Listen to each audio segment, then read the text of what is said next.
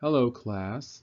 So in this presentation, we are going to learn about some major Islamic teachings on the environment. So we're going to get a general overview with a discussion of Islam and the environment. We're going to review some green teachings from the Quran and Hadith, and then we're going to talk about teachings against idolatry. So in recent decades, industrialized Islamic countries are experiencing the environmental impact of modernization, just like in Europe and America. Thus, there is a growing concern among several Islamic scholars and clergy that environmental irresponsibility may be considered immoral in the eyes of Allah. So there's a growing concern about the theological implications of the environmental crisis. So in response, these clergy and scholars are re-examining Islamic sacred texts through the lens of environmental ethics. And in their analysis, they have found certain green teachings within their tradition, as is evidenced in the articles that we read for this week. So in our articles, as well as in the chapter from Matthews, you probably notice a few kind of overlapping motifs. That is, we have the teaching of the concept of Tawhid, which I'm probably butchering, creation as Muslim, the concept of Khalifa, and nature as paradise. So let's talk about each of these. So what is Tawhid? Well, Tawhid is an Arabic term that is roughly translated as the unity of God and unity of reality. And according to this Islamic principle of Tawhid, everything comes from God, and thus God is present in everything, and everything is present in God. So what does this mean, and how is it relevant to environmental ethics? Well, A, the concept of Tawhid means that all of creation belongs to God. As is written in the Quran, what is in the heavens and the earth belongs to Allah. Allah encompasses everything. So like Thomas Aquinas in the Christian tradition, there is this Islamic idea that because God is the source of creation and is present in creation, that creation and thus nature belongs to God, belongs to Allah. And B, all of creation is a sign or reflection of God's nature and orderliness. As is written in the Quran, behold, in the creation of the heavens and the earth, and the alternation of night and day, there are indeed signs for men of understanding. Men who celebrate the praises of God, standing, sitting, and lying down on their sides, and contemplate the wonders of creation in the heavens and the earth with the thought, our Lord, you have created all this, not for nothing. Now bear with me, we're almost at the punchline. And secondly, there is this motif that creation is Muslim, meaning that creation is submissive to the will of Allah.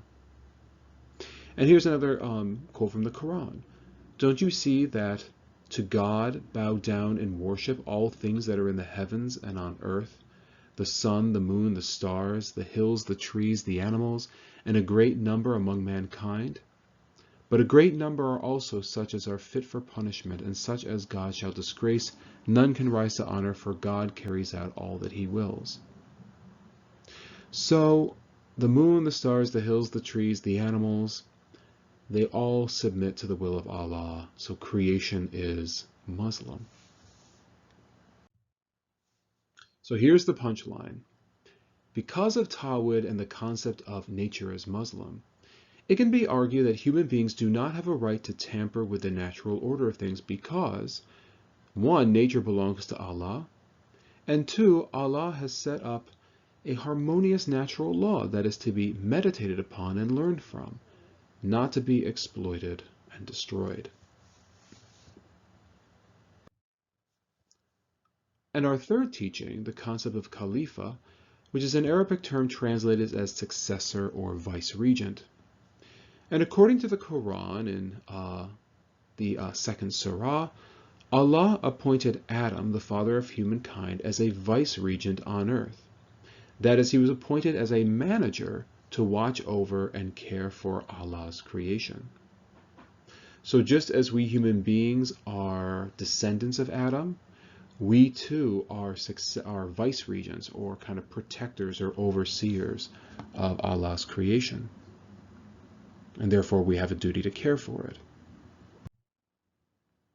And as is said here, do not mischief on the earth after it has been set in order, but call on him with fear and longing in your hearts, for the mercy of God is always near to those who do good. So again, don't do any mischief on earth. Basically, be in harmony with the natural law of God. And fourthly, we have this theme of nature as paradise in the Islamic tradition. In the Quran, the afterlife for those who submit is described as a lush garden, a paradise. And yeah, I mean, in the Quran, there are these really beautiful pictures of what the afterlife is like for Muslims, for those who successfully submit to the will of Allah. And there are lush gardens, there's water, it's just this beautiful paradisial picture. Well, so what? I mean, how is this kind of paradisial kind of view of the afterlife relevant? Well, according to some of our authors that we read this week, this just goes to show how in Islam there is very much this valuing of the natural world, that the natural world is so precious in the eyes of Allah that Allah has crafted the afterlife in terms of as kind of a reflection, a more perfect reflection of the natural world. So the natural world should be valued because it is that reflection of the paradisial afterlife. And as we can see here in this image, there is a tradition of Islamic gardening, of creating gardens which resemble, or are designed to resemble, this paradise. Now, although there is this appreciation for nature that we find in the Islamic tradition, we also find that there are teachings against idolatry, that is, against appreciating nature too much to the point of potentially worshiping it. So as we find here in Surah 4 of the Quran, God does not forgive idolatry, but he forgives lesser offenses for whomever he wills. Anyone who sets up idols beside God has forged a horrendous offense.